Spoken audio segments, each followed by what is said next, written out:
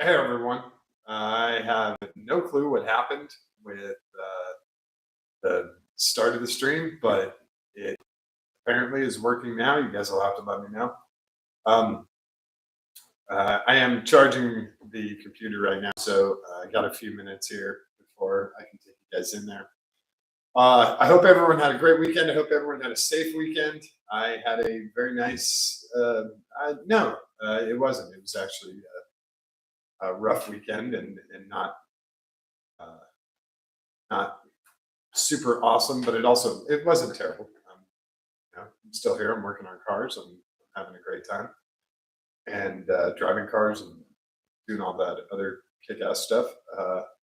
So yeah, I guess it was okay. It was uh, uh, it was all right. Getting stuff done here. Got tons of stuff done around the house before I get the move going. So yeah, it's more. I guess since it's Labor Day weekend, it's a lot of labor this weekend. But that's a good thing. Getting a lot of stuff done. Um, and what else? Yeah, the trying to figure out the logistics for the move to Florida is difficult. There's a lot of stuff going down. So there's multiple cars. There's uh, one, two, three, four, five, six cars going down. And hey, Liz, yeah, it's working. Okay, good. Thank you. Um, six cars going down plus a whole ton of furniture, three bedrooms worth, and I think two couches, ottomans. The only thing I don't really have is pool furniture. I gotta buy that stuff, and I gotta buy a washer dryer because the previous tenants, the kids took it from the house, so I gotta get a washer dryer when I'm down there. But I've got a ton of stuff. So just trying to figure out if I'm doing two trucks or one big truck. If I'm going to do like pods, and have the pod guy take all the stuff down. I haven't figured any of that stuff out yet. I'm still debating which way to go with that. Today though, I did do something cool, and it was very nice that Ace Hardware was open this morning. So went down and got new hardware for the seat, and we got stainless steel bolts and stainless steel washers, and those should not corrode. So that's the good news. We have the hardware to mount the seating here, and I get a light in there. I didn't charge it.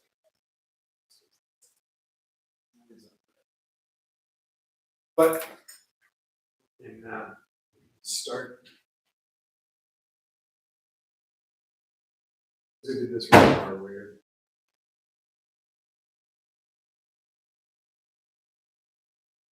So yeah, we can put the seat in, and then those two tracks we have to align so they slide evenly and lock evenly, and also so the seat doesn't sit askew left to right.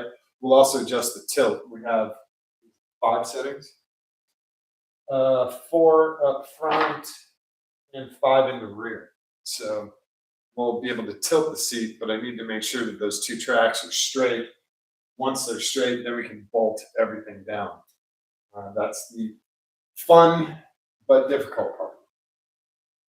So I'm going to get the seat in here. I'm going to move the sliders forward. I'm going to get the seat in, and then we'll probably have to take the seat out in order to do the anti-submarine belts. So I'm going to get those safety wired in there. I should grab the safety wire. If you guys don't know what safety wire is, it usually looks like this. It'll come in usually in a blue case like this. Sometimes it's just a spool. That's all the stuff that's in there. Wasn't supposed to take the top off. Stuff goes back in here. See, isn't that the fun part? So, and then these are safety wire pliers, and they work a little bit different. So you pull out. See, now this stuff is jammed in here. I'll try and show you guys how these work. it's going to be really difficult without something to sort of attach it to. I don't really have anything to attach it to, which is really fun. All right, I've got this strap on here. So I'll bring you guys closer. I'm going to keep charging. I'll show you how safety wire kind of works. So I want to add something to this. I take whatever piece of wire I've got, loop it through, and then I'm going to give it one overhand twist, just a full twist, left to right. And then depending on where I want that to start, that twist to start, or where I want this to end, like I don't need a whole bunch, that's where I'll mount these pliers. Now these guys, you can see when I click them closed, they have a little latch right here, and that'll hold that closed on there. And then this guy spins as you pull. So he's a little spring-loaded guy that spins. So we unlock this guy, and then clamp our 2 wires in there, hold it, make sure he's clamped, and then we just pull on this guy and he'll spin. And then depending on how many wraps you want on the wire, you can get it really tight. Safety wires used all over race cars. And there we go. Now we unlock that and we have a really nice wrapped safety wire. It's not going to go anywhere. And then we can use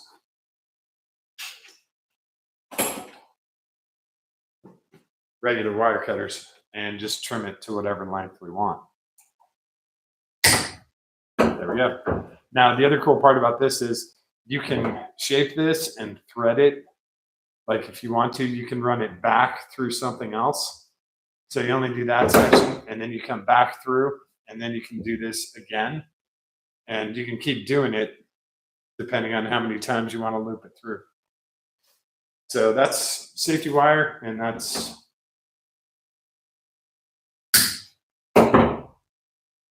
something you'll see a lot on race cars. This is kind of what it looks like when it's all twisted up. Very, very handy.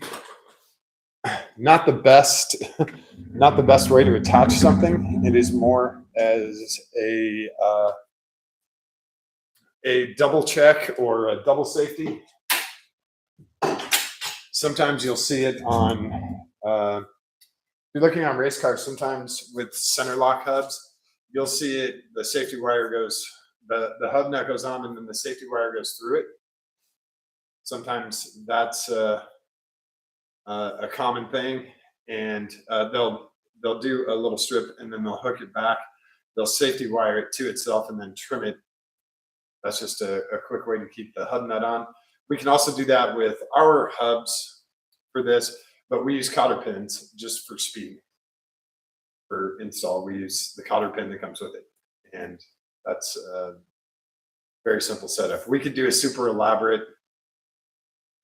safety wire, wrap it through and bring it figure 8 and all that, but it's not really necessary. Safety wire is cool. It's usually not very strong, so it's not going to hold your exhaust up for very long.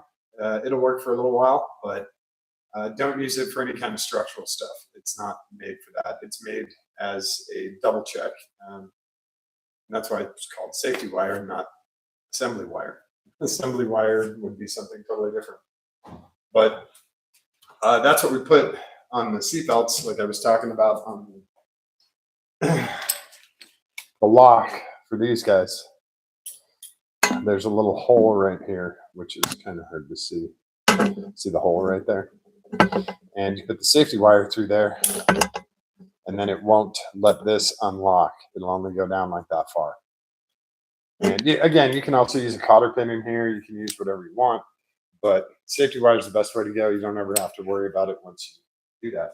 So these are the anti-submarine belts. So these go between your legs in the seat and then down to the frame of the car. On this car, they go to the unibody, and we have a huge brace underneath there. And there's two mounts for them, and they sit kind of in a V shape a little bit.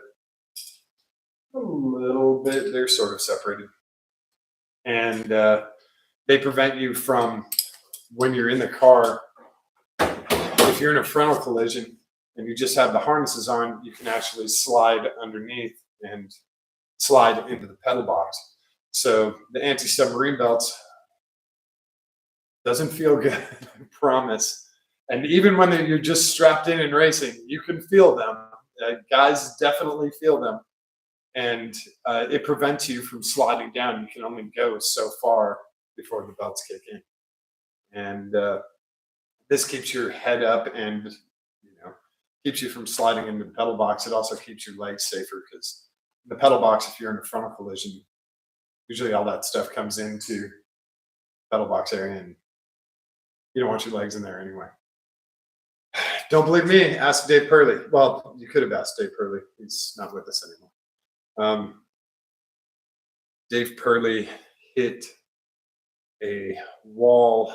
His throttle got stuck in his F1 car. I think it was his F1 car. I don't remember. It might have been a Le Mans car, LMP. And his throttle got stuck. He went from 125 miles an hour to 0 miles an hour in, was it 20 inches? They said it was something like 60 G's. I don't remember it off the top of my head, but it was incredible. And he survived. He had a couple of broken legs, some broken ribs, but he survived that accident. He went straight into the wall, like nose first, and going 120 miles an hour to 0 miles an hour in 20 inches. Yeah, that's pretty serious. But also, don't forget that didn't kill him. David Purley was back racing the following season, and eventually got into acrobatic flying, and that's where he passed away as an airplane accident. But the biggest, coolest part about David Purley, we'll just do some racing history here. At God, what track was it? I want to say it was at the Ring. I don't remember which track it was now, but I think it was at the Nürburgring. It might have been at Le Mans. But his friend, who, of course, his name I forget right now, co-racer, a fellow racer who he'd known, Roger Williamson. Roger Williamson had a bad accident. He was ahead of David Purley and had a bad accident. His car flipped over and it caught on fire. And this is in the mid 60s. And his car caught on fire, and Roger Williamson was trapped in the car. He was unbuckled, but he couldn't get out of the car because the car had folded over and there was no way for him to get out, and it was on fire. And David Purley was the next car. He was right behind Roger, and he saw this, and he pulled over right away. He knew there was a major problem because there's no ambulances or fire trucks or anything anywhere near this. And he knew he had to help, his fellow racer. And he got out of his car, pulled over, got out of his car. And the gendarme and some of the other crowd, the spectators, tried to get over, but the fire's really intense and they can't get close to it. But Dave Purley has his fire suit on and his helmet, so he gets really close. And there's video of this or film, and it's incredible. He is trying to rock this car back out onto the track, back onto its wheels, so his friend can get out. And he's pulling from one side, and then he goes on the other side, and he pushes, and he's trying to push, and he's like, "Help me, help me!" And he's telling these people, "Help me," but they can't get close; they're going to catch on fire. And he's trying and trying, and eventually the flames get so intense, Purley has to go away, and he goes over to the far side of the track, and he just sits down and puts his head in his hands. There's nothing he can do. And Roger Williamson died. He died of smoke inhalation. But David Purley was given whatever the British version of the Bronze Star is, or Acts of Bravery, or whatever that was. for trying to save Roger Williamson. And it's a pretty incredible story. David Purley was an absolute badass, absolute badass. Um, Roger Williamson was a great driver. David Purley was a great driver. And then for David Purley, so he tried to save his friend, and his friend died. And then he got into a very, very bad accident and pulled an incredible amount of G. He should have actually, technically, according to doctors and everything, should have died in that accident where he hit the wall. Just too many G's for the human body. The only person to survive more G's was, I believe it was Kenny Brack at Texas Motor Speedway, but his G's were spinning, not direct, x-axis. His were on the z-axis, and his were spinning, and his were something incredible, like 70 G's or something. And that was into late 90s, early 2000s. I don't think they raced at Texas Motor Speedway. He got caught up in the fencing, and it kind of like slingshotted his car and turned it into a top. He went up, and the car was vertical, spun him around, and it was something on the computer. It said something like 70 G's. You guys can look all this stuff up and correct me later. Just amazing that these guys survived this stuff. You have to be in pretty good health. I mean, you look at, F1 drivers do not look like Major League Baseball pitchers. These guys are, triathlete training all the time, and even retired ones. Look at, Mika Häkkinen. He's been retired for 15 years. The guy's still in great shape. So you got to be careful with all that stuff. But again, that's why we do these things, the safety things, trying to make our cars safer and safer. The Roger Williamson thing was unfortunate, but they learned from that. A lot of rule books are written in blood, especially safety rule books, which kind of sucks. But it makes me feel better when I get in the car and I have, a NASCAR cage welded into the car. I feel a lot safer when there's 110 other ding dongs out there, and I got to go wheel to wheel with them for 24 hours, right?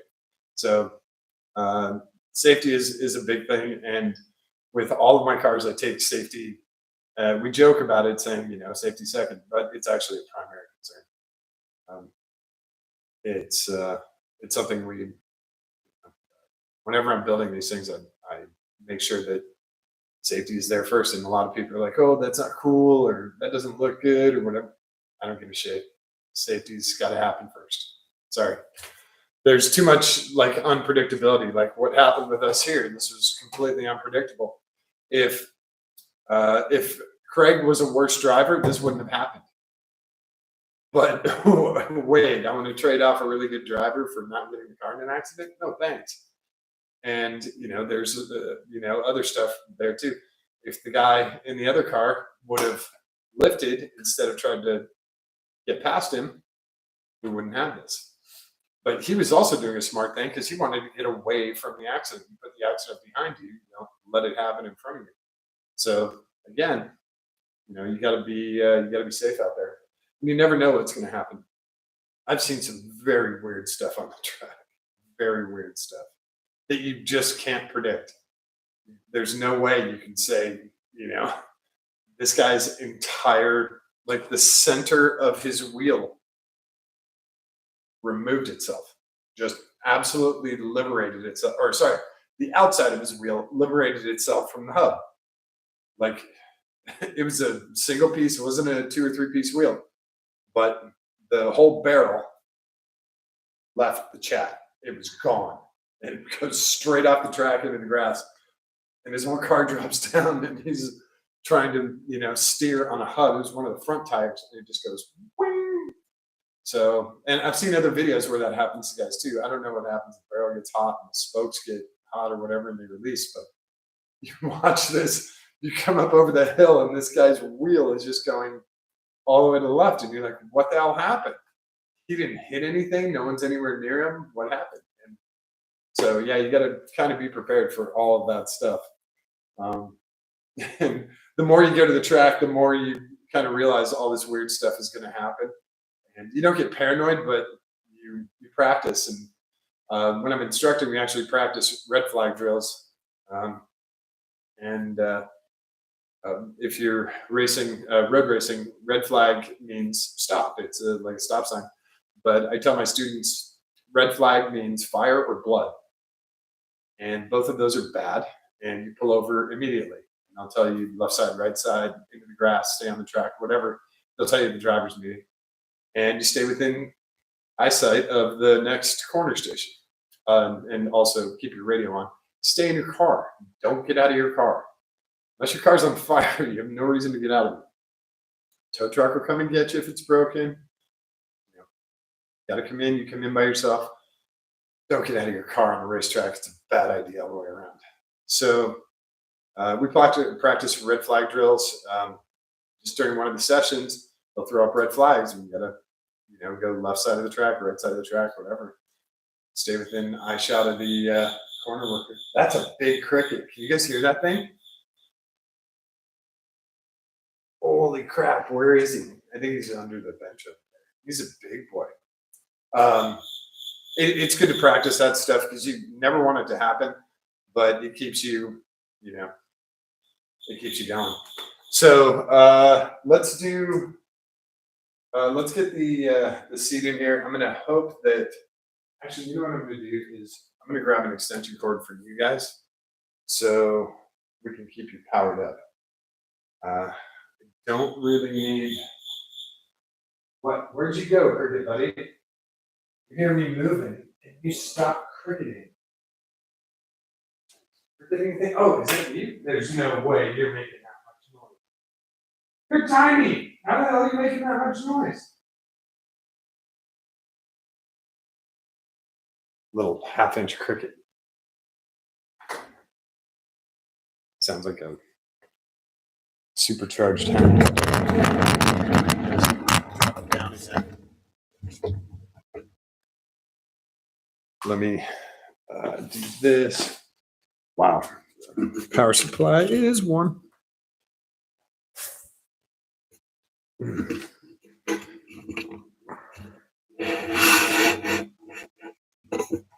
right. There we go. Power supply. Here. Oh yeah, he's working. All right, he's working on a nice, cool concrete floor.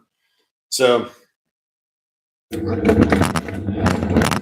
guys remember from last night, we got these guys mounted where the stops are parallel on both of them.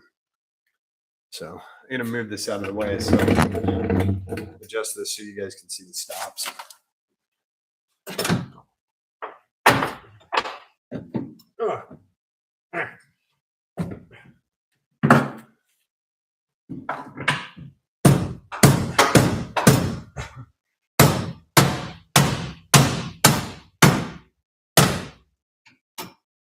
Oh no, you gotta move both at the same time.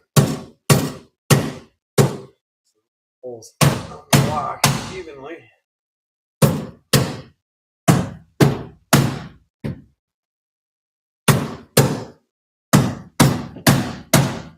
Okay. No, not really, but come on, get in there. There it is. Okay. So bring you guys over here. Get you a little better view. Okay. Oh, there's notes in here. He's just saying hi. Yeah, right. Yeah, that cricket. I figured he was a 3-inch cricket, but he's not. So there are stops on these rails, and I didn't bring them there. The rails are about halfway, which is where I want them when I'm putting the seat in, so that they'll level or they'll parallel themselves. So there's stops back here. Oh, you guys can't see any of that. Okay. So there we go. There's stops back here and up front that prevent the rails from it going off the rails. And the stops on this one and this one are parallel with our cross member that goes across here. And that's all we wanted. What was messing us up was this bolt is on the last notch for the seat bracket. This bolt is on the second notch. Excuse me. So that was our problem. Here you can see our two mounts for our anti-submarine belts. And then we have our lap belts are mounted back here. They already have safety wire in them, so we don't need to do that. But these guys, because it'll be a little weird, you can't get the belt through from the underside. So it's not like I could do the anti-submarine belts and then pull them up through, because the lock doesn't come through, the latch doesn't come through the top. I guess I can take it apart. I could take it apart, but I don't really want to do that. So I'm going to put the seat in, and then I guess I'll rock it forward if I can. However, I'll do it, whatever, and then get these belts mounted, and then fully mount the seat in here. That way, our belts are safety wired in. But yeah, getting these guys in and level is the difficult part. These bolts are currently loose right now. Once we get the seat in, we'll get those guys tightened up, and that will get us our nice smooth track. We'll just do them hand tight, and we'll slide it back and forth. We'll do them hand tight again, slide it back and forth. That way we have a nice straight track, and it keeps going. So I'm probably going to be getting in and out of the car a bunch, because it's difficult to move the seat when I'm like on my knees in the concrete in the shop. And it's easier when I'm in the car and I can pull and push. I can use the roll bar or whatever, or use the steering wheel. I'll actually put the steering wheel back on. So if you give me a minute to get the seat and our shiny new hardware, I'll get this stuff in here. Oh, the other light is up here already. I will charge him because we will probably use him. So yeah, give me just a minute here.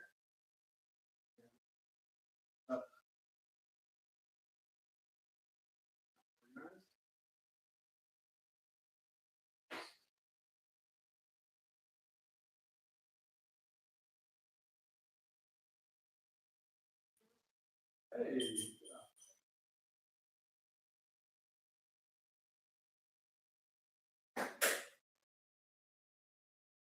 By the way, we are brought to you by Rookster. Whew.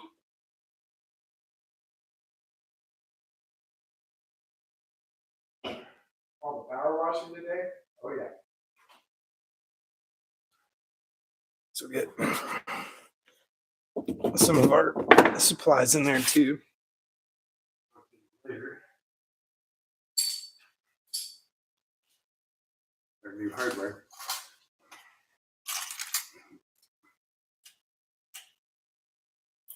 Also, pro tip, just so you guys know, stainless steel, not magnetic.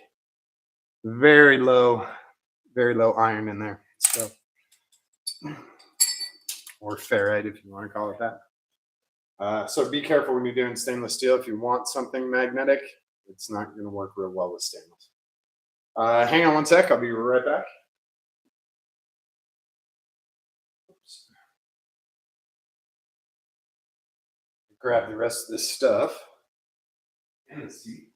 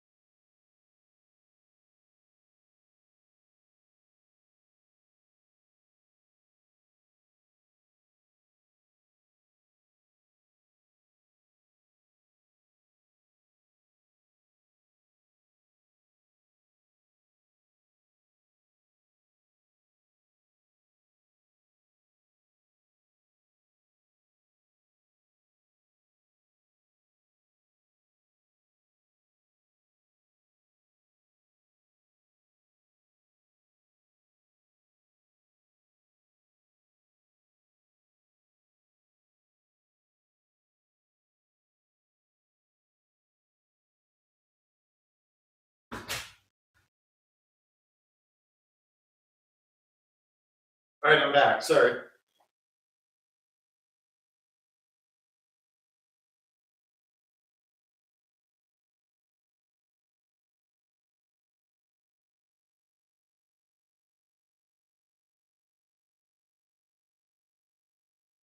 God, I was trying to think of stuff that on the appetizer menu.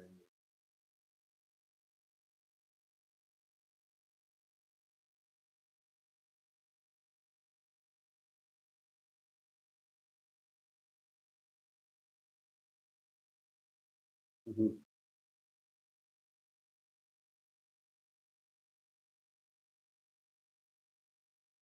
All right, sorry. Um,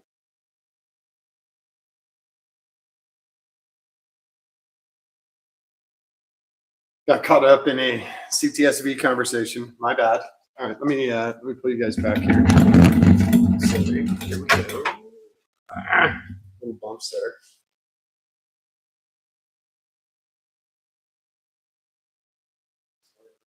Up a little bit. They did a pretty good job vacuuming this.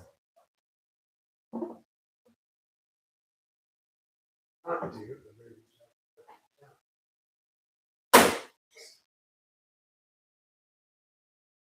Got it out. Access to all this stuff.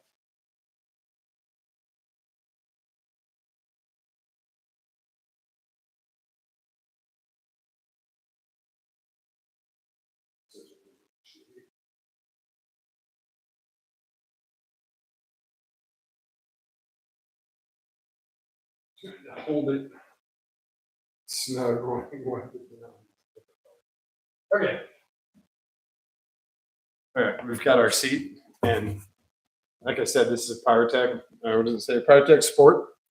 It's actually a great seat, not super expensive, fiberglass, and it does have these adjustable pads that it comes with. You can also Velcro in your own pads, which is really nice. So, get this guy in here. Like I said, it's such a weird shape.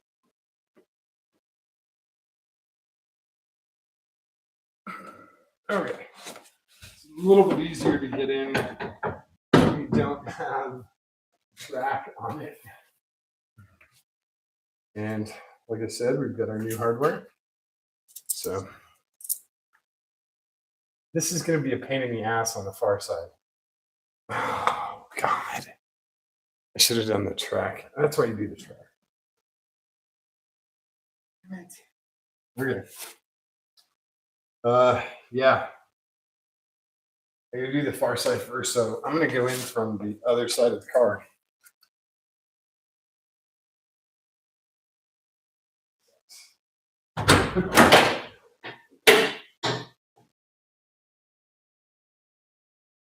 You guys remind me to get a pneumatic strut for.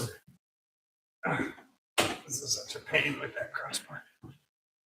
Get a pneumatic strut for the engine deck lid. You. All right. So.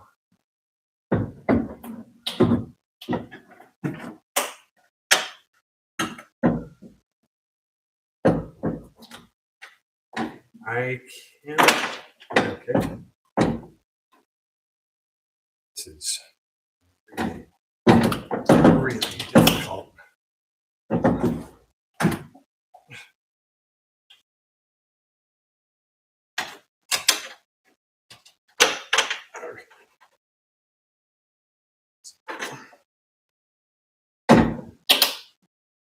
It's light down here. Sorry, you guys. Be able to... Yeah, that's it. That's exactly what I want. Give me that. Just like that.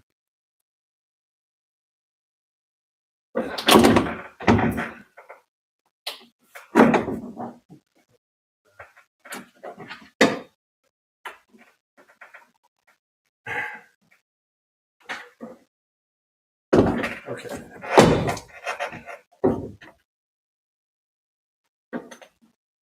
Okay. See my pinky? I don't know if you can see that. It's trying to keep this thing level. Level-ish.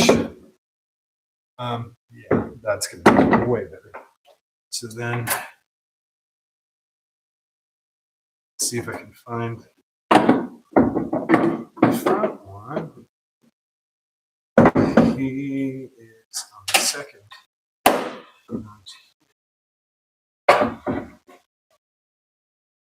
All right. Weird position time again.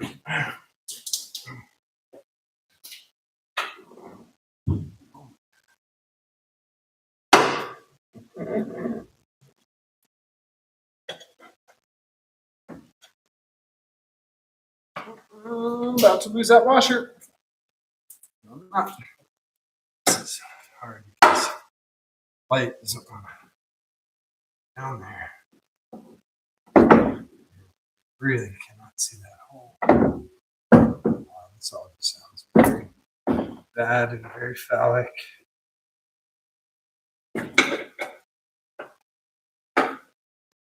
Should not be using my left hand for that.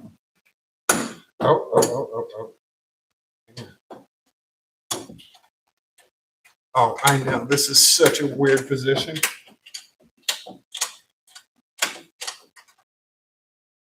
Okay. Okay.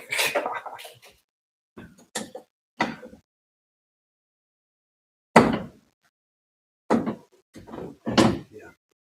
Okay. Here we go. Now we can put this guy back up here. And find everyone. All right, let me hop back over to the other side. And it's weird stuff. Oh, tiny Japanese car. 6'1" guy. Little tiny car. Woo!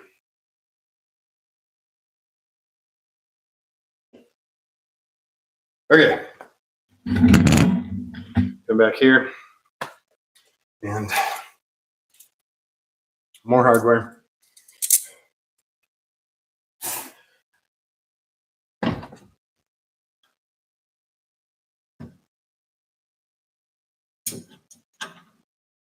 So I can see slightly better.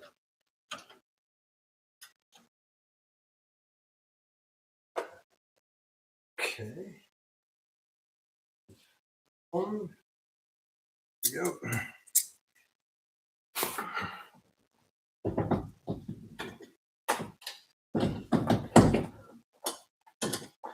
Okay. Oh, I think that light's fading quick. There we go. The seat looks a lot better now. A lot better.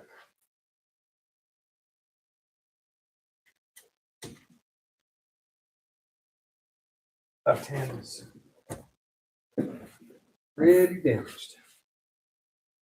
So our seat now is considerably far. This pad was almost touching here.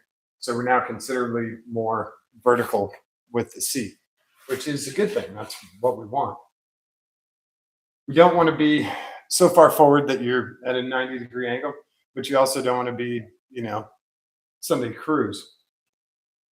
You got to be upright. But again, since we're on the slider, we can move the seat forward and backwards once he's locked in. Then you have a slight angle adjustment, but as it gets closer, it comes higher and it gives the shorter driver a better view. We don't have adjustable pedals, but that's on them. They can adjust their thigh pads. They can get thinner thigh pads in here. They go right there, and then their legs can drop. So that's how we do kind of custom adjustable seating if we're going to change drivers and they want to do different thigh pads. Fortunately, most of the guys that we have in this car are between 6'1" and 5'10", so we don't really have to do. I think Brian has his own thigh pads. Brian's 5'10". I think that's kind of the only one that we have, and that's his Sparco thing. He likes that. Also, you can do back pads. You can get this in different thicknesses and different supports and stuff. Well, And they're just velcroed in there. They're very easy to change out. So I'm going to put the butt pad in there. Which side goes to the back? Never remember which side goes to the back. I think, yeah. Yep. Yeah, because there's our notch out for our belt. And then I gotta tighten these guys up, and we'll slide the bracket back and forth a few times to center it, and we'll get those bolts snugged up. And it's a process of balancing, kind of keeping it straight as you're tightening bolts. You don't want stuff to go askew or vertical or cut into one another. It's kind of a pain, but this is going to be really hard on the other side. It's going to be very difficult on the other side.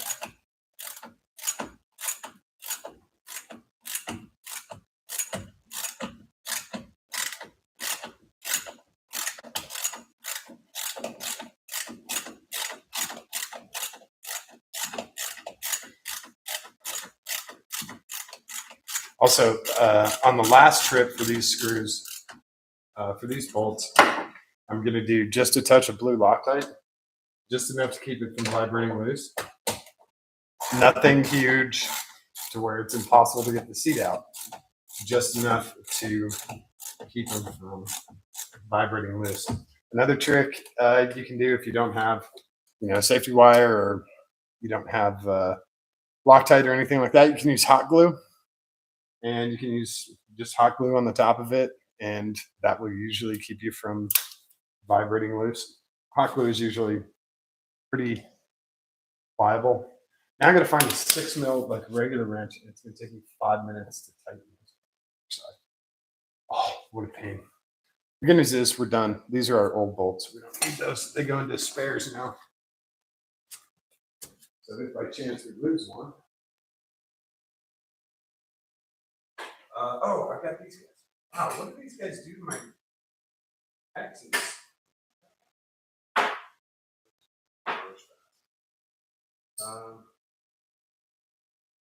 Yeah, really fast.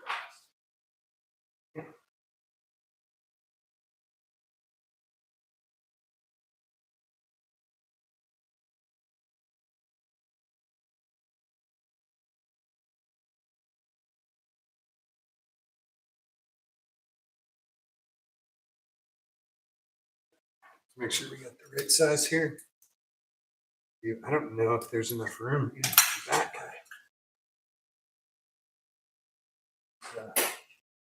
Oh my gosh, guys. How hard did you close this thing? Most of the wrenches all the way back. Where is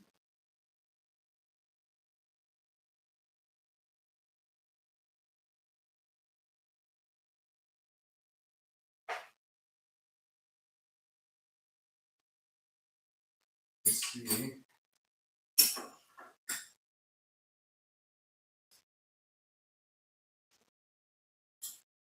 What's all here?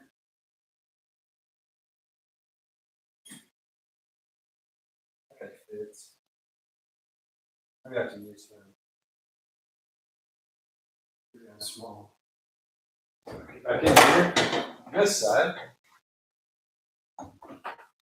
Isn't this fun building a race car?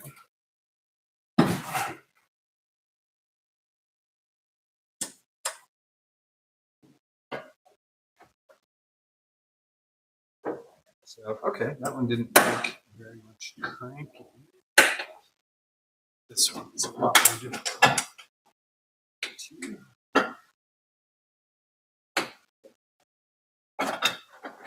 Just right by that trans tunnel, which is actually not a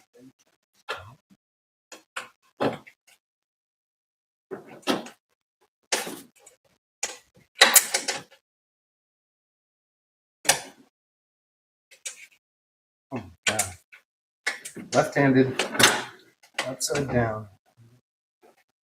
My hand is just long enough to not reach that wrench. Okay.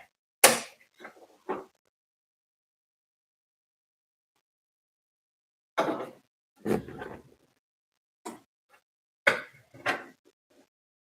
think maybe half turn. Oh my God. Okay. That should do. So yeah, what I'm using is this very, very short 6 mil wrench. And yeah, now the seat is in there nice and tight. So I just have to slide it back and forth a little bit. I'm just gonna move this guy up here.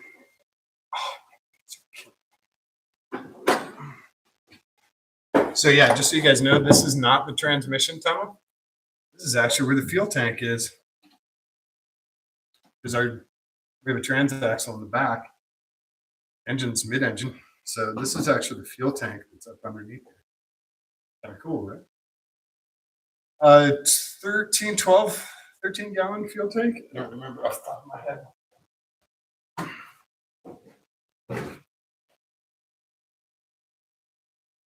Now we can get in the car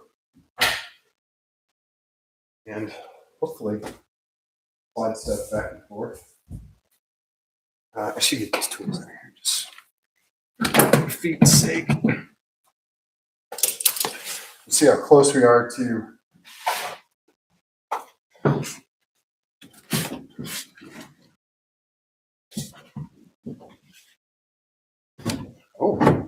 it goes back.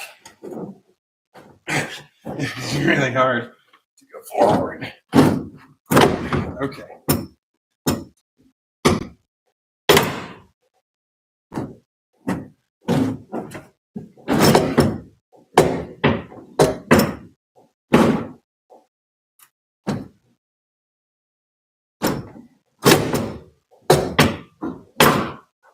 Right there is where I want them to be.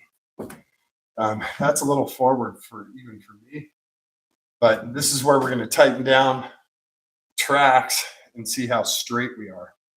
We should be. I mean, even this is a little.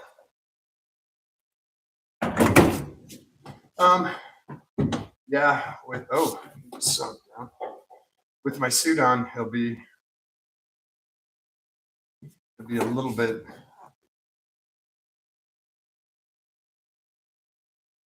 It's weird. There we go. Okay. Yeah. So I want the steering wheel to come straight to my belly button. That's better. Because otherwise you're sitting kind of off to the side. And you also don't want to be kind of nose pointing that way. So this guy works pretty good. I think we're okay here. I'm going to lock these from the main bolts from underneath. And then we can do the safety wires for the anti-submarine belts. So I think this is okay. With my suit on, I might go in my helmet. I might actually go one notch back. But I think we're okay with this. All right. Now I just need to be careful and not bonk anything. My way out. Oh, like the lever. All right. So we'll do the front ones first because you don't really need much.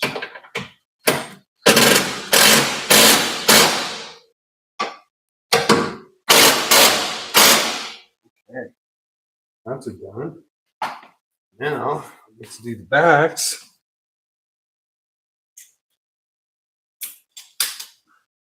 And these are the fun ones.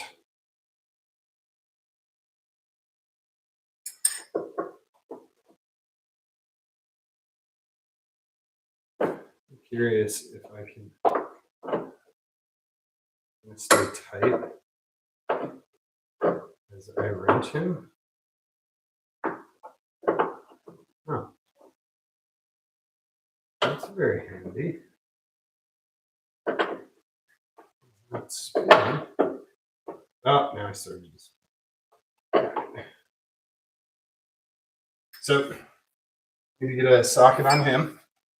These are the ones in the back for the two rails. And actually, what I'm going to do is the ratchet. I'm just going to put a wrench on the top side. And the wrench will stay put while I ratchet from underneath. That is the theory. Out of the way.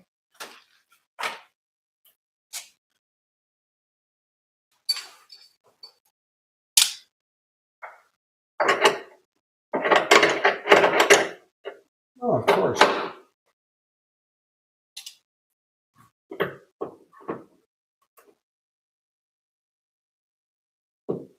Yeah, of course I have the wrong socket. 16 ohm. Really? Really?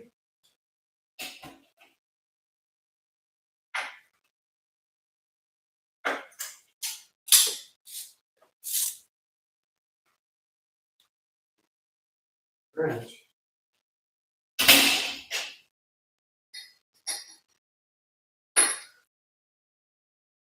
See if the smaller, a little stubby 14, see if he works. And yeah, he does. See who else is here. Hey, Jalen. Oh, it's Jaden. Hey, Jaden. Yeah, twister wrenches. I love this though, man, because when I'm done with all this car is going to be even better than it was. Hopefully. So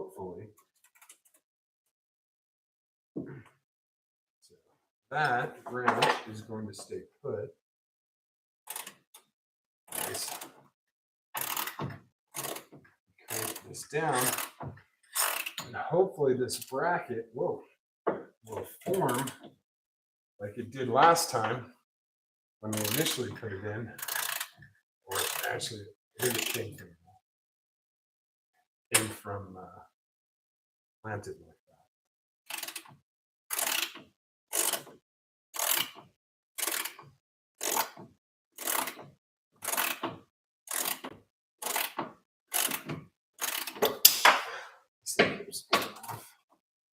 There's a bunch of truck bed liner underneath, and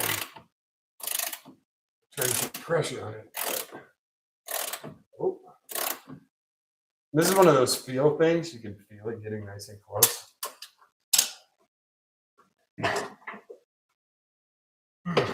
Okay. Let me get that guy loose. I'm going to come over here. Put the wrench on this guy. And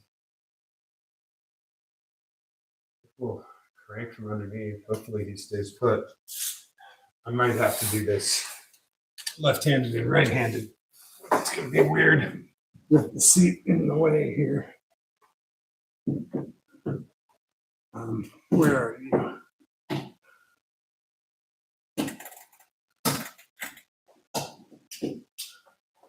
Whoops, I gotta find the right bolt. There's a couple of bolts down here. Where the hell is he? Oh, I got you. Okay. There we go.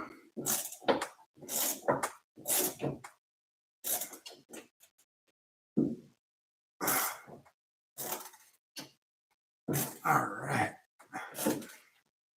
And what's nice about this is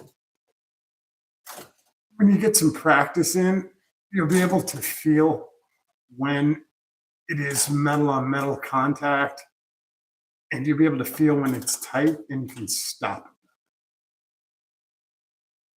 So if you go too far, you're going to break the bolt. That will suck. So now we have our seat bolted in. It's nice with practice. You'll be able to feel those two pieces sandwiched together, and then you know you're done. And you're like, okay, that's it. Give it another little quarter turn and call it. Before you get to that point, you're going to learn that you're going to sandwich those, and then you're going to snap the bolt. And that's how you learn that stuff. No, Jalen, this is a road race car. This is a 1987 Toyota MR2. And give me a couple minutes. I'll show you the cool part because we're almost done in here. If this seat slides forward and back as smooth as I think it will, we're done in the car for now, except for the anti-submarine belts. But I might save that for doing a safety thing because I want to go through the rest of the safety stuff on the car too. So let's see if our seat still slides. Now, normally in most race cars, you're going to have either a pin system or a bolt system like this, where you're set in one spot. And your seat position is your seat position. The next guy, they have to unbolt the seat or move it, or you have to unbolt it. You don't have a nice lever. But on this car, since we have multiple drivers, I wanted to have a lever. One of our original drivers was 6'5". So you have a huge dude in here. You got to be able to move it back. And our shortest driver was 5'8" or 5'9". So I needed the seat to be able to slide. So we opted for this. And we're sliding back and we're sliding forward. This is, I could use a little lube. But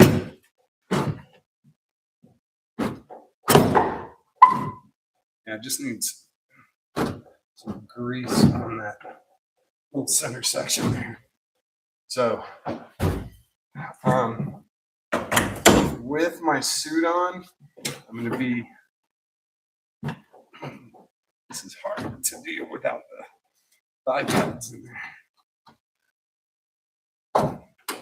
So, with my suit on, I'll be right here. This works pretty good. Although the hoodie is kind of close to the suit, I think. Yeah, seat is in great position, slides back and forth. And also, you can tell that we're up further. The angle is up further. If you watch the video where Craig gets hit, you can see how far the seat gets tilted back. So we're back in business. Got that bracket all taken care of, at least as best we could with what we've got here.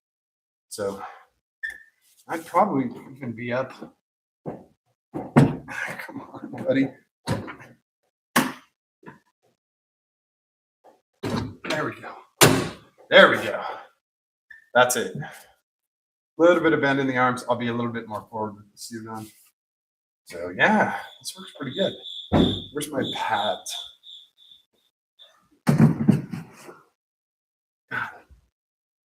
Right the hell up there. I can't reach them.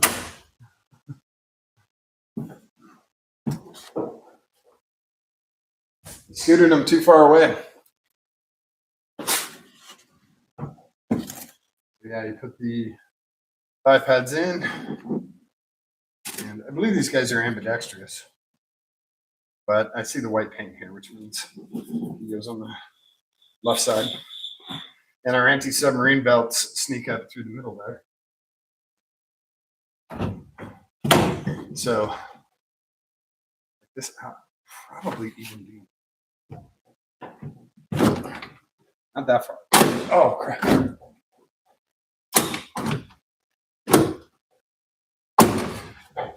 Yeah, probably closer to this. Maybe one notch back from this, but yeah. No, because I got full extension on my leg here, so. And that clutch has to go all the way down. This clutch is so stiff on this car. We're good here. I like this thing. I like it. Happy with it. when I do the anti-submarine stuff, I'll put some lube on the tracks, and that should hopefully clean them up. But yeah, we're back to normal seating position. Oh crap, this is going to be so hard to do from the seat. Hop out of here.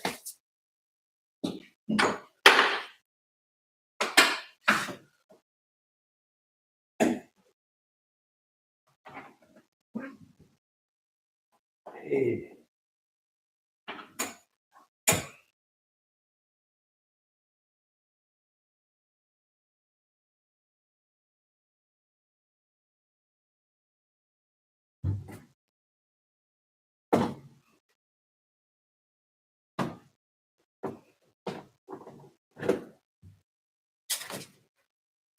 So yeah, if we look at it from the other side, it would be, oh yeah, I believe we're tilted, more tilted forward. I think that's a good thing. Yeah. Yep, definitely. So with our shoulder harnesses and our lap belts, yeah. Yep. We're gonna be in good shape here.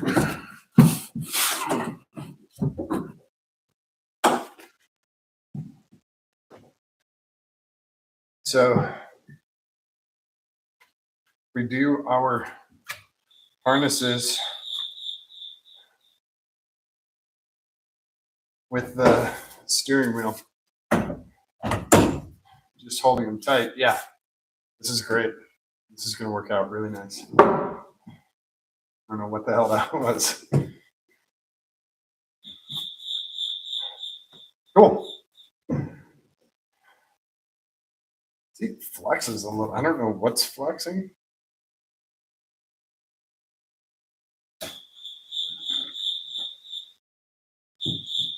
Oh, it's this guy up here.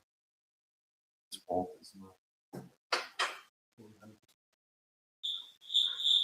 I thought I got him tight. Yes, I did not.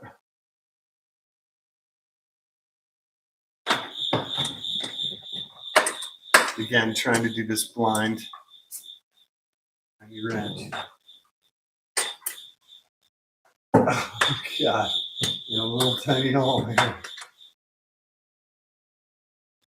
Oh, come on. You were just there.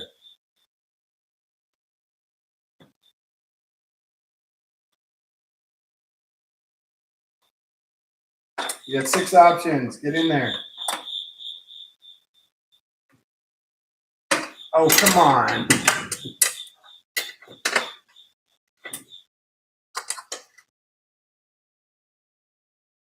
Of course, he only wants to do the option that's the most difficult to read.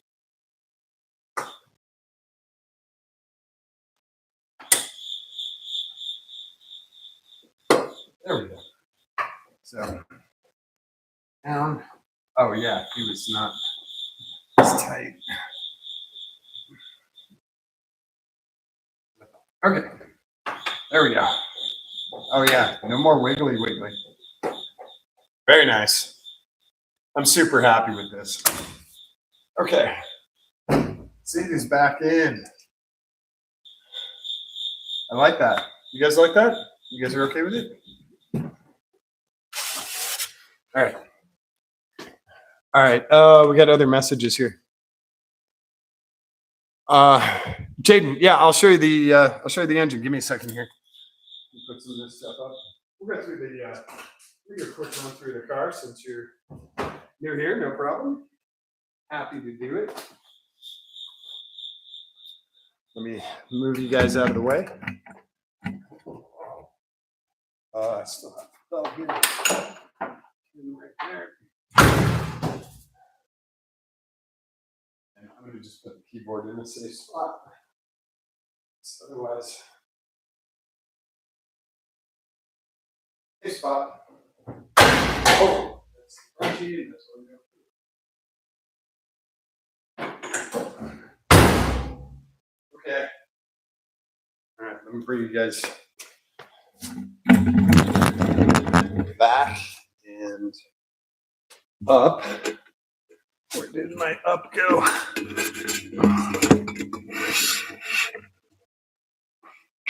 There we go. That's better.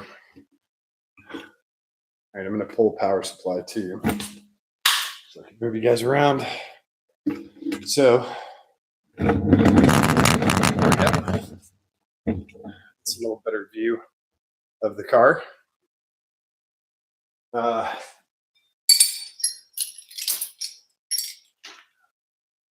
This is a 1987 Toyota MR2. That guy. We do not need these guys. And this is actually a combination of several MR2s. You guys hear that cricket? You would think he is massive. He is not. He's a little tiny guy. But man, he's got some lungs, huh?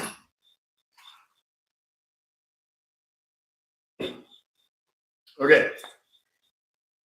This goes in our miscellaneous parts.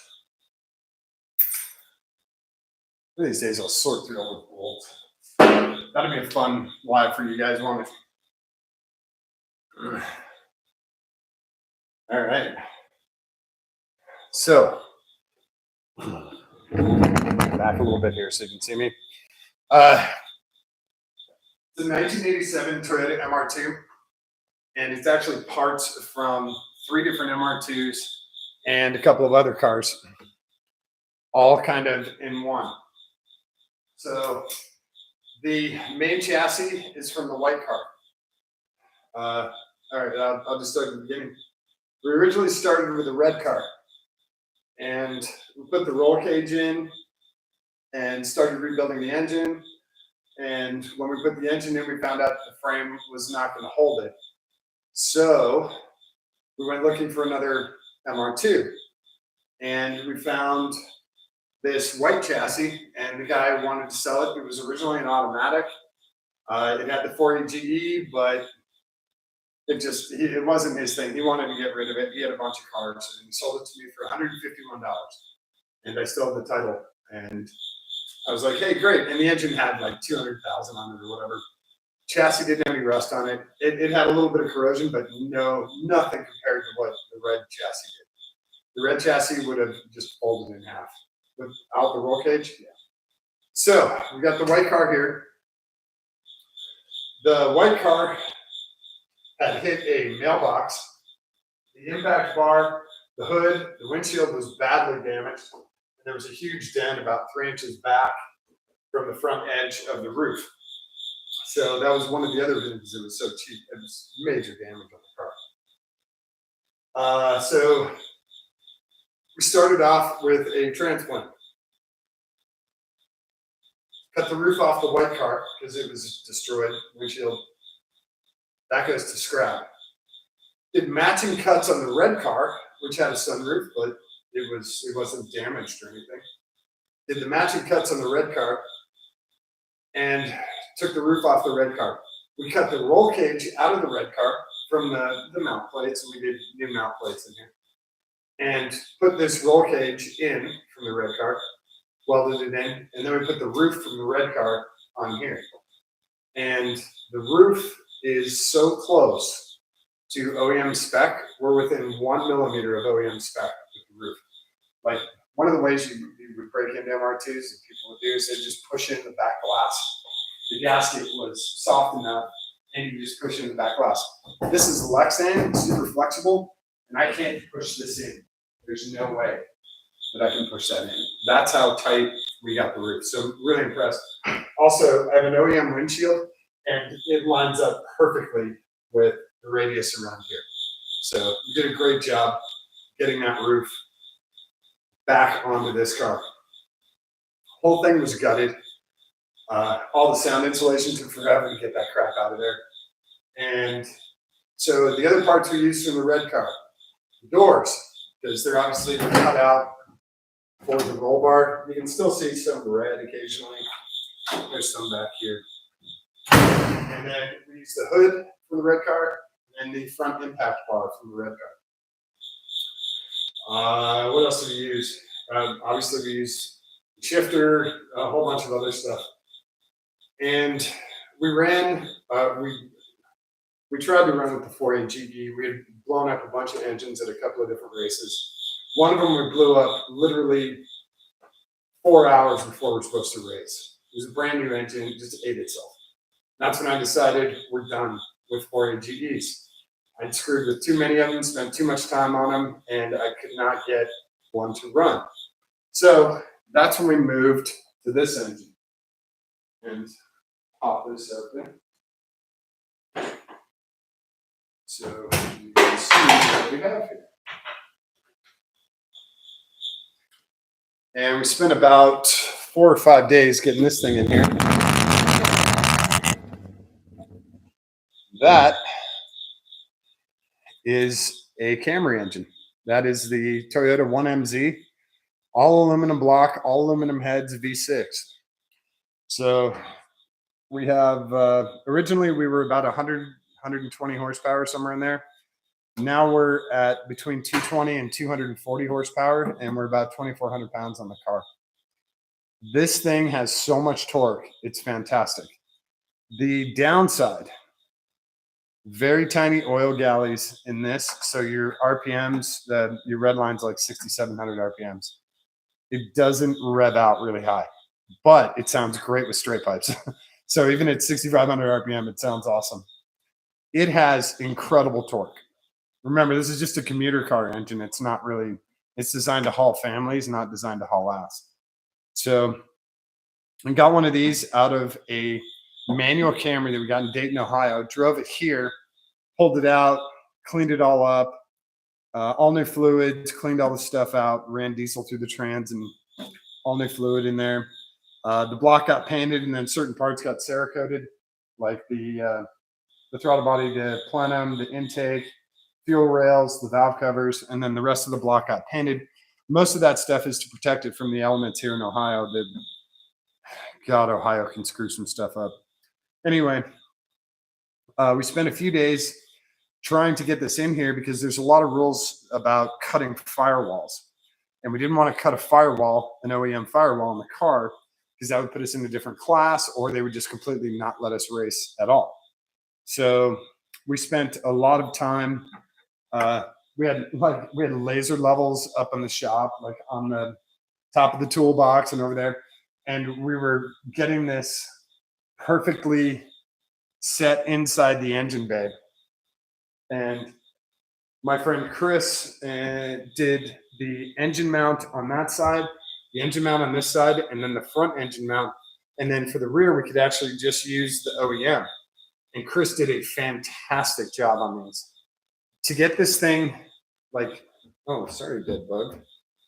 To get this thing centered left to right, centered forward and backward, and set vertically, our axles are only running about 10 degrees. And so, you know, axles obviously you want straight. These are only running about 10 degrees back. So to clear this and to still have normal clearance on the engine cover, to still have access to everything, we can still do a timing belt, no problem. We can still get to all the trans stuff, starter, slave cylinder, all of that. It was really, really important to us to not cut anything in the firewall. The only thing we did was I drilled a hole on that firewall, filled it with a plug from the floor of an F-150. That plug comes out and we can check oil. The dipstick's all the way back here when you mount it like this. That's the one downside. But we did crazy stuff like these are our shifter cables. Our shifter cables come through the trans or over the trans tunnel, the fuel tank tunnel.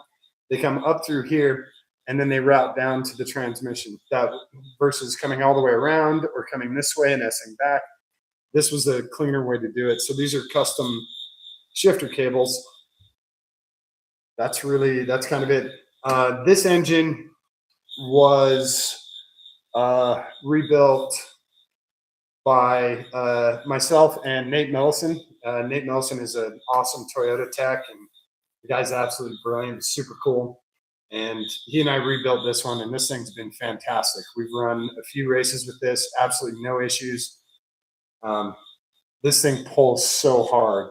Just going up the hill at Road Atlanta, you love it. Coming out of Coyote Gulch at Pit Race, you absolutely love it because you have all this torque. This little engine does great. We still have the E153 transmission. Again, it's a commuter car transmission. I do have a spare. We're going to run a little longer, 3, 4, and 5 in our spare transmission. That'll get us a slightly higher top speed. That's kind of it. We didn't do anything else. Well, we actually did a lot of other major stuff. So this car, and you're not going to see this anywhere on YouTube. You're not going to see it at SEMA. You're not going to see it anywhere else. Only crazy people like me would do something like this. And the crew here. It's probably been 50 people, maybe 60 people that have worked on this project over the last 5 years. And all have volunteered their time. No one has gotten paid a dime. I bought pizza for people, but no one's been paid a dime. So one of the things that we did on this that you won't see anywhere else, and I swear you won't. You can, if you do find someone who did it, please tell me, because as far as I know, this is the only car that's ever had that happen to it. We turned an OBD1 car into an OBD2 car. And this car is fully OBD2 compliant. Got all of the stuff from the Toyota, from the Camry, and we have a Camry ECU. Do not have a Haltech or Motec or who's the other one? Megasquirt. We don't have any of those. I'll show you that. Yeah. I have to open the trunk a little differently because of the incident at Pit Race. But there you guys go. Right there is a Camry ECU. That's where the original ECU mounted in the MR2. And we had a little incident at Pit Race in the back corner here. That's why I have the vice grips here to unlatch the trunk. But yeah, that's a Toyota ECU, and all of the wiring is done. So we have full OBD2 wiring on this. 1987 car. And like I said, you're not going to see that on the gram. You're not going to see that on YouTube. Nobody else has done that. As far as I know, it's the only car that people have been dumb enough to do that too. We spent a lot of time on that. My buddy Devin did a ton of work, and Navy's here as well, helping him out. They did a ton of work with that stuff. The other cool part about this car, we have a fully digital dash, and it's actually touchscreen too. So I don't know if you guys can see that. So I'll give you a little kind of zoom in here. We have Devin 3D printed these cool knobs, so they're out of our way when we're racing. They actually, normally they were levers, and when you're turning, your gloves would hook on them or whatever. But we have a fully digital dash that fits in the OEM dash perfectly, and we still maintain all 4 gauges.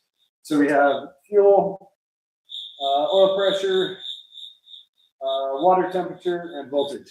Those all 4 on the outside we still maintain, and then on the inside we have a big screen. The other thing we do from this car is we have 3 cameras. So we live stream with this car. And we live stream at the race. So you'll see there's actually a camera back here on the back edge. There's one up at the nose. It's not quite ground level, it's a little bit up. And then we have one in the cockpit right there. And that looks at the driver, and you can see them shifting. So we have all 3 of those up at once, and in the other corner, we have the dash overlaid. So as we're racing, you can watch us speed, RPM, oil temp, AFR, you know, whatever you want, we can put up on that overlay, and you can watch it live as it happens. It's very helpful for us, cuts down on radio communication because we can watch the whole dash from the paddock, and we'll be like, okay, he's running hot, or nope, everything's running great. He's shifting early, whatever. You know, we don't have to communicate any of that stuff. When you're trying to strategize, that's kind of a good thing. We can just look at the numbers and see that he's doing well, or she's doing well. Not biased here. The car is still technically street legal. That's why I have license plates on it. And I have insurance on it. It has power mirrors that work. The fan actually works. The heater, there's obviously no AC, but the heater for defog and stuff. We just got OEM glass last year, which is really nice. We used to run a Lexan. You can't really see it back there. It's our backup windshield. We had a Lexan windshield on here, which was kind of okay, but it was bad at night. It like flared everything out at night. It was not good. There's no radio except for like talking to the crew. And the one thing I really wanted to keep when I built this car was the little LCD clock. So I have the I kept the LCD clock. I even have a spare just in case it dies. I really wanted that. For some reason, I really wanted that. I don't know why. And yeah, we run Lexan. We have regular glass here. We have Lexan on the side and on the back. That's just for weight reduction. We're trying to get this closer to 50-50. It's about 58-42. It's pretty close. The 1MZ actually weighs less than the 4.8 GE. So the V6 weighs less than the iron block 4-cylinder, which is a good thing. We saved a little bit of weight. We got almost 100 horsepower, actually 100 plus horsepower. If you're curious what a roll cage weighs, this 6-point roll cage weighs, does it weigh 125 pounds? Yeah, it's like 125 pounds for this roll cage. This one was custom made by a roll cage guy in Akron. He did a fantastic job. This follows, I mean, I can barely, like, you can't get the foam in there. I can barely get a credit card in there. I mean, he did a really great job. Still, we're able to keep almost all of the dash.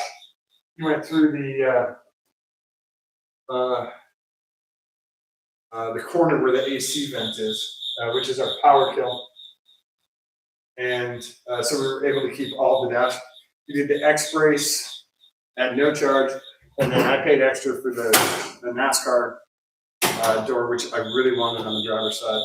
And then he did all these gussets. He did, let's see, 1, 2, 3, 4, 5, 6 gussets. Yeah. Those 6 gussets he did at no charge, which was very cool. They definitely, you know, the guy's great, and it's all certified. We can run in a whole bunch of different series. So very content with this car. Like I said, and you can see what happened in Pittsburgh. We had another one of the drivers, Craig, came over the hill, went from 3rd to 4th, and the car kicked out.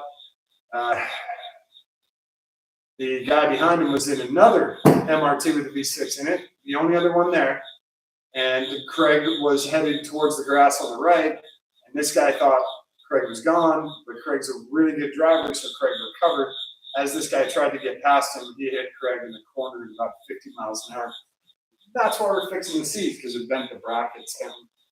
We still have a bunch of body work to do on this, but otherwise the car is 99%. I'm waiting on the axles to come back from Brian. We're doing some modifications to the axles to keep the grease in the CV joints. Little notches weren't cut in them at Mosier, so we're getting notches cut in. That way the boot stays put and doesn't pull back. But yeah, this thing is fantastic. Oh, and we have BC coilovers. We just got those.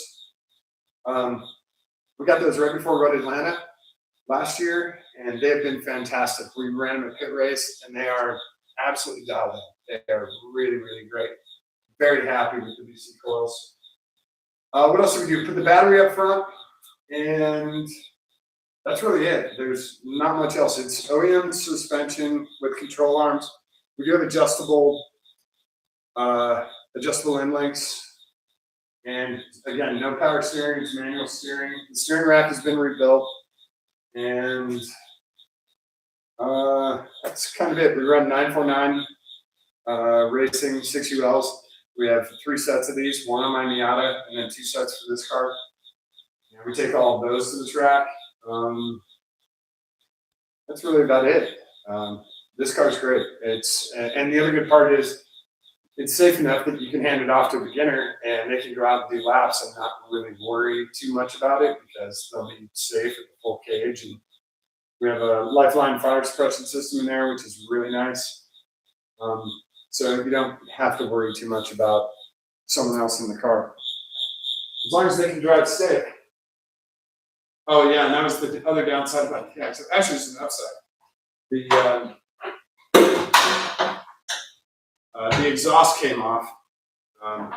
One of the engine mounts, the OEM engine mount, the two bolts broke and the engine slid back. And when that happened, the exhaust kind of fell, the clamp released itself. So if you're curious about our exhaust, that's the exhaust onto this little tiny cherry bomb guy. Put the cherry bomb on and he blew himself out in the first 5 minutes. But it's kind of cool. The car shoots like a little 4 or 5 inch flame out of the back when you downshift. It's pretty cool at night. You watch this little car. And it does. It sounds great, straight piped. So you might leave it like that until someone says something. But on the street, we would definitely want to have the some kind of spark arrestor. Otherwise, we're probably going to get in trouble because it is kind of loud. Our next event, we're shooting for, we're 50-50 on NCM with 24 Hours of Lemons. NCM is at the end of September, so 50-50 on that. We are 95% for Road Atlanta, and that is in December. That is the Kim Harmon Scrotium 500. That is her race. And we raced there last year, 4 days of rain. It was not fun, but we got a lot of good checkered flag both days on the car, so that was cool. And then, yeah, so those are the two that we have coming up. Most of the other lemon stuff is out. And then for next year, we're not quite sure how much stuff we're going to be doing because I'm going to Florida. This car is going to stay here in Ohio. My other race car is going to stay here because we have so many tracks that are close by.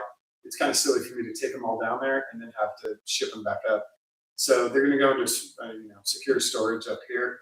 I can fly up, grab a truck, trailer them anywhere.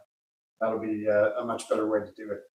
So that's the plan with this. This thing's been, like I said, a 5-year project, and it's nowhere near finished.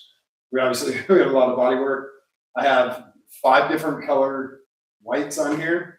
The original white, the spray paint white, the other spray paint white, this rear deck. I originally wanted to run the car with no spoiler. I wanted that Ferrari Testarossa look, but everyone outvoted me, and we got a second deck lid with this on it. I still have my original deck lid up there. So I don't know. I'm okay with the wing on there. I really wanted that kind of smooth look on the car. It's to me it looks kind of cool. We can do it either way. I'm fine. Oh, you guys are commenting. I barely see this. No, yeah. With the accident, it was complete and total 100% accident. If Craig was a crappier driver, he would have went into the grass and this wouldn't have happened. But Craig's a really good driver. If that guy had pulled off the gas, he probably would have been able to miss Craig. But he's smart because when someone does do something weird, you want to get around him and put him back. So he's not at fault. Craig's not at fault. We talked with the team after the incident happened. The stewards came up to us, the race directors, and said 50-50. You're too good of a driver. You did what you thought was right. That was it. It was end.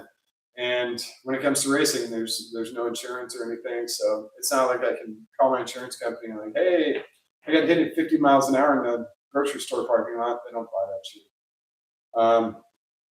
And I had too many cars with them for them to drop me, so I won't bother. But yeah, this car's been great, and I don't think in Lemons, no one's really out for anyone else. People are there mostly for the barbecue. They're not really there.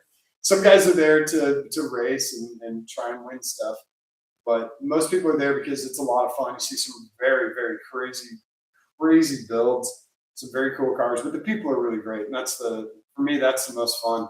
Meeting all the new people, seeing, old friends. Guys travel all around the country. Some teams do every single event. It's like 26 events. And they just, damn, man, that's harsh. But they go all around the country, Washington to New Hampshire, Sebring, Road Atlanta, Road America, all the way across. So yeah, they do all of that. But Lemons is a lot of fun, and it's a great place to learn, especially for rookies. So we've had a few rookies on the team. Like, Casey was our rookie at the last event. I just realized that I did not line up Casey's name or my name. Oh no, because these are all centered. Maybe. And then previous event, rookie was Ted, and the event before that was John. These guys have never been out on track. So that's what's nice about Lemons is you can do something like that. You can go real racing for, I think the race license is like $75 or $100. Spend some money on your helmet and suit and gloves and shoes, and you can go racing for the entire weekend. Like hardcore wheel to wheel, 130 mile an hour racing in the rain at night. So that's what's fun about Lemons, and the people are really cool. The people who hosted, the entire Lemons crew, all the staff, they're great. And all the tracks we've been to, the people have been fantastic. The whole track staff and all the corner workers and everything, they're really good. So, a lot of fun racing with them. I love doing it. It is not cheap, but man, you always have fun. For tires, your question about tires, we were running. Now I forgot what we were running. I love these things so much. We weren't running the RE71s. We were running something else. But now, on all 12 tires, we have the Continental Extreme Contact Forces. And they're brand new. They just came out at the top of the year, so I guess they're not that brand new. We run 205 50 15s, which is according to Lemons rules, you have to have OEM size tires, and OEM on this was 185. 185 60 14. But in Europe and Japan, there was an option for the 205 50 15. So technically, we could say this is a JDM car or a Euro car, and get away with that. And they're okay with that. There's guys that run huge meets on these. We run just normal tires. But the other good part is that's what I run on the Miata. So all these tires swap over. So when we go to the track, I take the 4 Miata tires as double backups. And then we have these and another set as our regulars. And then the Miatas, we kind of use as rain tires, whatever. These were fantastic in the rain at Road Atlanta. I was very happy with them. They were way better than we had a set of Neogens that were not very good. We made those Nexans, either Nexan or Nitto. They're okay on the street. They're just really bad in the rain. But these guys have been great. They've been great in super hot. They've been great in colder temps, and they've been great at the wet. So we're going to keep running these. Plus, they're cheap. They're like $175 a tire. So when Craig got his accident, this fender folded into the tire. So when he came into the pits, it was just pouring smoke, and I was like, no, not another engine. But it was actually just the fender rubbing on the tire, just pouring smoke out. So we're going to stick with these tires for now. Continental makes a solid tire. There is tons of other stuff out there, but Brian DePaul, who races with us, he found these when he was looking for autocross tires, and said we should try a set. We tried to set it Road Atlanta. Total winner. So we're going to stick with these guys. Absolutely stick with these guys. We also used them at Pit Race. They were great. And getting replacements is easy. They're not an obscure tire. You get some, Ling Long XT 25Rs, and they're great, but they only made 100 of them. That makes it difficult. These are Continental. They get them anywhere in the country, which is nice. So that's the basics on this car. We have a Super JDM shift knob on it, which I did for fun, but it actually turns out to feel really good when you're racing. It's a large knob, and it's just kind of polished polycarbonate, but it has all kanji characters for all the gears, which is kind of cool. But it feels really good with the glove in your hand when you shift it. That solid ball feel. So we kind of left it in there and just felt great. What else do we have gauges wise? We have oil temp and oil pressure. And then, we have the hotspot in there for the live stream. And we do a live stream for every driver for every session. So you can follow their half-hour session or their hour-long session or whatever. Change that every time. That's why we have a keyboard in the car. So, plus the keyboard kind of controls the dash and all that other stuff. But yeah, this car's a lot of fun. A lot of fun. Very happy. I wasn't sure about it when we first got it. Like when we first got the red car, there were trees and shit growing out of it, like through the car. And I was like, this is such a bad idea. But here I am 5 years later, and got according to Lemon's rules, I have $151 in this car. But according to all the receipts in the red book up there that has all the notes and stuff about the bill, a little over $22,000 into this car, not including the new engine I just got for $300. So yeah, we're over $22,000. We have a new backup spare engine. One of our previous drivers money shifted and killed one of the previous engines. So got another backup, really great spare engine, great compression on that thing. I'm very happy. And then over here is a spare transmission, E153 transmission that we're going to put in taller gears in for longer tracks. Stuff like VIR that has bigger back straights and Road America, stuff like that we want. This car will easily do 150 miles an hour, no problem, but not with this transmission. So I want to change out the trans and we'll have a little more top speed, which would be really nice because we do run such low RPMs. And it's got the torque. It's a lot lighter weight now. We have the extra oil. We have a super badass oil cooler system in here. It's got a huge oil cooler in it. We actually add almost 3 extra quarts of oil over at OEM. So this thing's very happy with nice, cool oil. That's about it. If you got any other questions about the car, please feel free to ask me. You can put it in the comments, whatever, shoot me a text. It's sad to say that I basically know everything about this car. I wasn't expecting to know all of that, but there's very little on this car that I don't know about. And on the racks, I got tons of spares, suspension, cylinder heads, body panels, ground effects kits, nuts, bolts. I have so many nuts and bolts out of the 3 other cars. Oh yeah, we have a big brake kit up front too, off of the Lexus ES300. I think it's the Lexus ES300. The big brakes, big brakes. I'm saying that with quotation marks. They're bigger than the OEMs, and in the rear we run straight OEM brakes. We have custom powder coated calipers that have little funny sayings on them, and the brakes and some of the other parts in here were off of the Pokemon card. Another story. The MR2 set up like Pokemon. I ended up owning it. So yeah, let me know if you got any other questions about the car. If I had the axles here, I'd show them to you because they're beautiful. Their custom axles were about $1,000.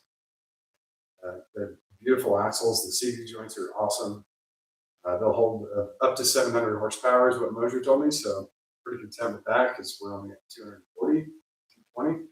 So be okay with those axles. And yeah, this car's great. If you get a chance, definitely come out and watch this race. I love seeing people come out and check out the car. We'll try and have a cool theme for NCM and for Road Atlanta. I might do the Chinese C8 again. I'm not sure.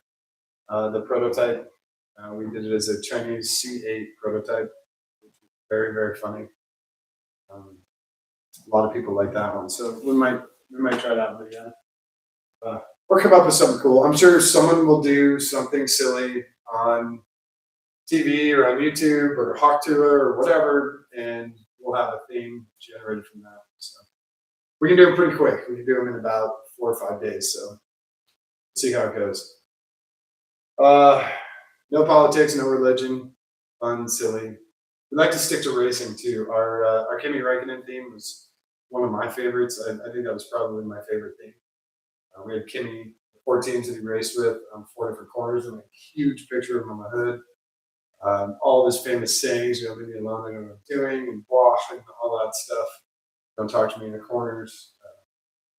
That was an awesome thing. So we'll figure out a cool theme for both events, and you guys can watch it live. We'll have it up here on Kev Shop, and subscribe, and you'll get the notification. Hey, Brian D is going out right now, or let's see, Dakota W is going out right now, and you can watch the live stream from those guys and watch them. Hopefully Brandon Paul doesn't go off track a bunch like he did right in Atlanta. But yeah, that's always fun, and we love watching the stream because we see the comments from you guys, and they're always very funny. Oh, he's going to shift that early. Oh, how come he didn't outbreak that? It's really funny. Everyone's a critic out there racing, but yeah, when you're in the car and actually doing it, you're like, yeah, I didn't outbreak him because I got 4 guys trying to crawl up my ass, And, one of them's a Lincoln Town Car covered in jeans that are totally wet. Thing's got to weigh 9,000 pounds. That's why I didn't outbreak anyone. I just kept going. Yeah. I'm not kidding. There actually was soaking wet. It smelled so bad. And the car, it probably weighed, I would bet you it weighed close to 4 pounds. So weird. Anyway, enough lemon stuff. If you guys want to see something in the shop here, definitely let me know. Shoot me a message, shoot me a text. I'll try and get a bunch of stuff up here before we change shops to Florida. And like I said, I'm going to be doing a bunch of back and forth between here and Florida over the next month. So don't be surprised if you see a different background. That'll be the new temporary shop. And then I'll be back up here, and that'll be back at the regular shop. Messages popping up. Hang on. I gotta put glasses on so I can read them. Hey, Gabe. Yeah, that Lincoln Town Car was absolutely silly. Those guys were a rookie team too, and they got some jean outlet place on eBay to sponsor them, and they sent them so much material. A whole Lincoln Town Car. They still had the air ride suspension in there. They still had it was automatic. They had like different tires on. They had a better tread tire, but they still had the OEM wheels. It was just, man, that's a big car to be hauling around that track. But they did it. They did it all weekend, which is cool. So yeah, let me know if you guys want to see something different. I'm happy to help out, and definitely subscribe and tell folks. We'll be doing a ton more stuff. Hopefully the axles come here this week. We get those together, get the axles back in this car and go rip it around, because I really like driving this thing. And like I said, it's street legal, so you can go drive it anywhere. Wipers, I don't have any washers. We still have the washers in there, I just don't have the washer bottle. So, yeah, it's street legal. There's 3 mirrors, there's 3 taillights, even with the broken one. We actually have bonus. We have the 3rd brake light here, and then we have the 3rd brake light in the wing. So technically 1, 2, 3 taillights. Still legal. Headlights are LEDs too. I swapped those out last year. I think last year I swapped those out, and the LEDs are fantastic. Such an improvement over the 5x7 halogens. But yeah, that's it. This car is going to be moving out a lot. We'll be once we get everything set, we'll be doing a ton of events with it. So, definitely stay tuned. Thanks for hanging out, you guys. Like I said, we'll do I'll do a bunch of safety stuff tomorrow because we have time since we're right here on the axles. I'll show you how to do the anti-submarine belts.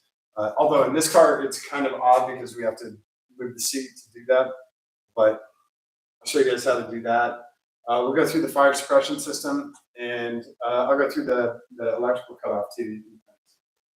Big battery cutoff here. Just so you guys get an idea of basic safety stuff, and that's for any race car you build, drag car, road course car, trophy truck, any of that stuff. All the stuff will be standard on all of that. So we'll go through some of that stuff, and you guys can take notes and ask questions. I'm happy to do that. But yeah, we'll save that for tomorrow night. And again, hope everyone had a decent weekend. You had a good time. Everyone didn't drink and drive. I know that's a big. I was at the convenience store earlier picking up rock stars, and I had to walk past the aisle and the beer cooler just. So yeah, please don't drink and drive. Especially, there's so many options today. Call a friend, call an Uber, take a bus, train, hitchhike, man, anything except drive. It's not good for you. So yeah, and I will catch you guys this week. A big day tomorrow. So yeah, I'll post some stuff on Facebook and Instagram tomorrow. Trying not to freak out too much about it. Yeah, thank you very much for hanging out tonight, and I will catch you guys tomorrow if that's cool. Oh, great. Who else is here? Oh yeah. Oh, Gabe knows what's up with the 777. Yeah, he does. Sorry, very few people. And I'm sure Ricky does too. Gabe knows where this comes from. He's one of very few people that would watch this channel that knows where that comes from. So yeah, Gabe, normally we run 700, but for this event we ran 777. Those are my options: 700, 700, 707, or 777. Those are what I run at the event. So there's usually a 7. So yeah, thanks you guys for hanging out. Do not forget to show someone that you love them today. Give them a kiss on the cheek. Give them a kiss on the tip of their nose. Hold their hand. Give it a squeeze. It's really important for them, but it's far more important for you. All right. Thanks, everyone. We'll see you tomorrow. Cool.